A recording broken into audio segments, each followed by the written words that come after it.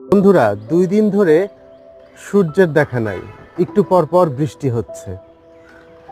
আমার 400 watt solar panel থেকে তারপরেও কেমন আউটপুট আসছে সেটা দেখব, এবং সাথে দেখব এমপিপিটি চার্জ কন্ট্রোলার এই অ্যাম্পিয়ারটাকে কতটুকু বুস্ট করছে।